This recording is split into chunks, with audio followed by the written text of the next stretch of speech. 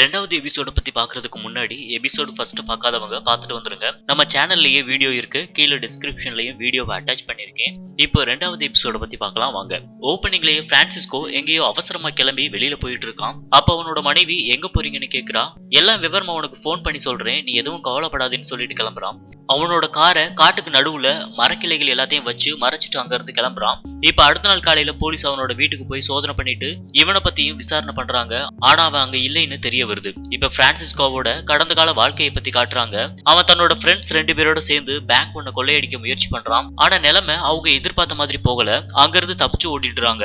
Francisco மட்டும் தன்னோட துப்பாக்கிய ஒரு பழைய வீட்டுல மறைச்சு வச்சிடறான். அப்ப அங்க வர ஸ்டெஃபினோவை இங்க என்ன பார்வைன்னு சொல்லி மிரட்டி அனுப்புறான். இப்ப சாயங்காலம் வீட்டுக்கு கிளம்பும் போது காலையில நடந்ததுக்கு என்ன மன்னிச்சிருன்னு பிரான்சிஸ்கோ சொல்றான். அதோட இல்லாம நான் உன்னை வீட்டுல விடுறேன் வான்னு கூப்பிடுறான். அதுக்கப்புறம் நாம முதல் எபிசோட்ல பார்த்தா அதே சீன் வருது. அப்பதான் பிரான்சிஸ்கோ உன்னோட கண்கள் பாக்குறதுக்கு ரொம்ப சோகமா இருக்குதுன்னு சொல்லிட்டு அங்க இருந்து கிளம்பி இருப்பான். அடுத்த நாள் காலையில விடிஞ்சதும் பிரான்சிஸ்கோ ஸ்டெஃபினோவோட வீட்டுக்கு போறான். அங்க கதவை திறக்கிற அவனோட பையன் என்னோட அப்பா வேலைக்காக வெளியில போயிருக்காங்க, அம்மா மட்டும் தான் வீட்டுல இருக்காங்கன்னு சொல்றான். அப்படின்னு அம்மாவை மட்டும் சந்திக்கிறேன்னு சொல்லிட்டு வீட்டுக்குள்ள நுழையிறான். பெட்ல இருக்க பார்போரா கிட்ட வா வெளியில சுத்தி பார்க்க போகலான்னு கூப்பிடுறான். இப்ப அப்படியே நிகழ்காலத்தை காட்டுறாங்க.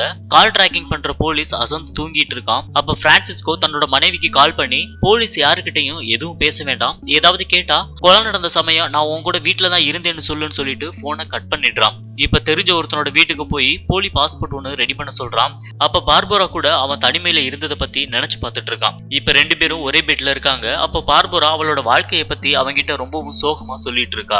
ஆரம்பத்துல என்னோட கணவனை நான் ரொம்ப நேசிச்சேன், 2 பேரும் ரொம்ப சந்தோஷமா இருந்தோம். ஆனா அவன் யாருன்னே தெரியாத ஒரு ஆளை கூட்டிட்டு வந்து அவனுக்கு என்ன இரையா கொடுத்துட்டான். என்ன ஆனாலும் நான் ஸ்டெஃபினோவை மன்னிக்கவே மாட்டேன்னு சொல்லிட்டு இருக்கா. அந்த 3வது ஆள் யாரு, என்னோட அண்ணனான்னு கேட்டு பிரான்சிஸ்கோ அவளை கட்டி பிடிக்கிறான். இப்ப இந்த பக்கம் தன்னோட மனைவிக்கு போன் பண்ற பிரான்சிஸ் என்னோட ஃப்ரெண்டு ஒருத்தன் வருவான், அவங்கிட்ட நான் மறைச்சு வச்சிருக்க பணத்தை கொடுத்து விடுன்னு சொல்றான். சரின்னு சொல்லிட்டு அவ ஆசையா பேச முயற்சி பண்றா. ஆனா அவன் பட்டுன்னு போனை கட் பண்ணிடுறான். பார்போராவும் பிரான்சிஸும் இப்ப துணி கடையில ட்ரெஸ் எடுத்துட்டு நல்லா ஊரை சுத்தி என்ஜாய் பண்ணிட்டு இருக்காங்க.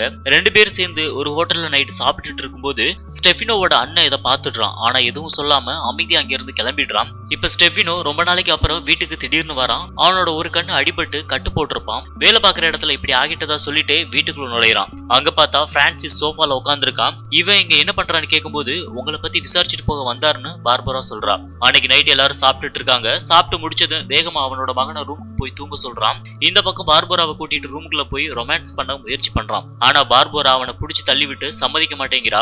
நீ மாறிட்ட, என்னோட மனைவி மாதிரி நடந்துக்க மாட்டேங்கிறாயின்னு ஸ்டெஃபினோ சொல்றான். அப்படியே 2 பேருக்கும் வாக்குவாதம் வந்துட்டு இருக்கு. அப்ப திடீர்னு உள்ள நுழையிற பிரான்சிஸ் ஸ்டெஃபினோவோட கழுத்து நெரிச்சு அவனை கொன்னுடுவேன்னு மிரட்டி அங்க இருந்து விரட்டிட்டு பார்போரா கூட அதே ரூம்ல அவன் தங்குறான். அடுத்த நாள் அவங்க 2 பேரும் படுக்கையில இருக்காங்க.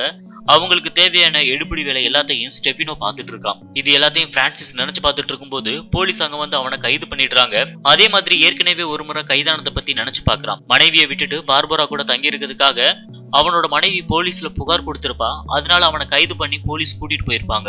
இப்ப போலீஸ் அவனை விசாரிச்சுட்டு இருக்காங்க. எதுக்காக கொலை நடந்த அடுத்த நாள் ஓடி போனீங்க, காரை எதுக்கு மறைச்சு வச்சீங்கன்னு கேக்குறாங்க. ஆனா அவன் எல்லாத்துக்குமே ரெடியா ஒரு பதில் கொடுத்துட்டே இருக்கான். அதோட இல்லாம பார்பரா கொலைக்கும் எனக்கும் எந்த சம்மந்தமும் இல்லைன்னு சொல்றான். அப்போ ஸ்டெஃபினோவை உள்ள வர சொல்ற போலீஸ் நடந்ததை அவன் முன்னாடியே சொல்றாங்க. அப்ப அவன் அன்னைக்கு நைட்டு நடந்த எல்லாம் உனக்கு ஞாபகம் இருக்குன்னு நம்புறேன், நீதான் என்ன அந்த இடத்துக்கு கூட்டிட்டு போன, பார்போராவை சுட்டு கொண்டது நீதான்னு சொல்றான். ஆரம்பத்துல பொறுமையா உனக்கு போய் சொல்ல தெரியலைன்னு சொல்லிட்டு இருக்க பிரான்சிஸ் ஒரு கட்டத்துக்கு மேல கோவமாகி அவனை அடிக்க பாயிறான். இப்ப பழைய கதையை காட்டுறாங்க. காயத்தோட வெளியில கிளம்புற ஸ்டெஃபினோ சால்வேட்டோரோவை போய் சந்திக்கிறான். நீ மறுபடியும் எங்க வீட்டுல வந்து தங்கணும்னு சொல்லிட்டு அவனை வீட்டுக்கு கூட்டிட்டு போறான். அவனை பார்த்ததும் பார்போரா ரொம்பவும் அரண்டு போனவ மாதிரி நிக்கிறான். அதுல இருந்து 6 மாசம் கழிச்சு பிரான்சிஸ் ஜெயில இருந்து வெளியில வரான். அப்ப அவனை சந்திக்கிற சால்வேட்டோர் நீ ஜெயிலுக்கு போனதுல இருந்து பார்போரா எங்கூட தான் இருந்தா, நாங்க நல்லா சந்தோஷமா இருந்தோம்னு சொல்லிட்டு அங்கிருந்து கிளம்பிடுறான். அடுத்த நாள் ரொம்ப சந்தோஷமா பார்போரா பிரான்சிஸ் ஒரு இடத்துல சந்திக்கிறான். பிரான்சிஸ் ரொம்ப கோவமா இருக்கான். அங்க இருக்க ஆண்கள் எல்லாருமே அவளையே பார்த்தபடியே இருக்காங்க. அப்ப பிரான்சிஸ் நான் இல்லாத நேரம் நீ என்ன பண்ணுனான்னு கேக்குறான். அதுக்கு அவ ரொம்ப நேரம் அமைதியா இருந்துட்டு உன்னோட அண்ணனும் என்னோட கணவரும் சேர்ந்துட்டு அவங்க இஷ்டப்படி என்னெல்லாம் பண்ணணும்னு நினைச்சாங்களோ அதை வலுக்கட்டாயமா பண்ணுனாங்கன்னு சொல்றான். அதை கேக்குற பிரான்சிஸ் உன்னை பார்த்த ஐட்டம் மாதிரி இருக்குன்னு அவளை ரொம்ப கேவலமா திட்டுறான். அதோட இல்லாம காட்டுறதுக்காக தான் இப்படி வந்திருக்கியான்னு சொல்லிட்டு அவளோட ட்ரெஸ்ஸை எல்லாரும் முன்னாடியும் கிழிச்சு அசிங்கப்படுத்துறான். அப்ப அங்க உட்கார்ந்துருக்க ஆண்டனிங்கிறவன் என் கூட வேணும்னா பெட் கட்டுறியா, அவளை இன்னும் ஒரு வாரத்துக்குள்ள நான் மேட்டர் பண்ணுவேன்னு சொல்றான். அது இவனை இன்னும் ரொம்ப கோவமாக்குது. இப்ப போலீஸ் ஸ்டேஷன்ல அவனை விசாரிக்கிற லேடி போலீஸ், உனக்கு பொம்பளைங்கன்னா பிடிக்காதுன்னு நினைக்கிறேன், பார்பரா உன்னோட மனைவின்னு உன்னோட லிஸ்ட் ரொம்ப பெருசா இருக்குன்னு சொல்றா. இப்ப மறுபடியும் பழைய சீன் வருது. பிரான்சிஸ் ஆண்டனியும் பார்பராவும் படத்துக்கு போன அன்னைக்கு அவங்களுக்கு தெரியாமலேயே பைக்ல ஃபாலோ பண்ணிக்கிட்டு இருப்பான். நேர வீட்டுக்கு போய் அங்க இருந்து துப்பாக்கியை எடுத்துட்டு ரொம்பவும் கோவமா கிளம்புறான். அதை தடுக்க வந்த மனைவியவும் புடிச்சு தள்ளிட்டு அங்க இருந்து போயிடுறான். இந்த பக்கம் போலீஸ் இப்ப அவனோட மனைவி கிட்ட விசாரணை பண்றாங்க. அதுல அவன் இன்னும் பிரான்சிஸ விரும்புறா அப்படிங்கிறது போலீஸுக்கு தெரிய வருது. பார்பரா கொல்லப்பட்ட அன்னைக்கு அவன் வீட்லயே இருந்திருக்க மாட்டான். ஆனா போலீஸ் விசாரணையில அவன் என் கூட தான் வீட்டுல இருந்தான்னு அவ பொய் சொல்லிட்டு கிளம்பிடுவா. இப்போ உண்மையாவே என்ன நடந்துச்சுன்னு காட்டுறாங்க.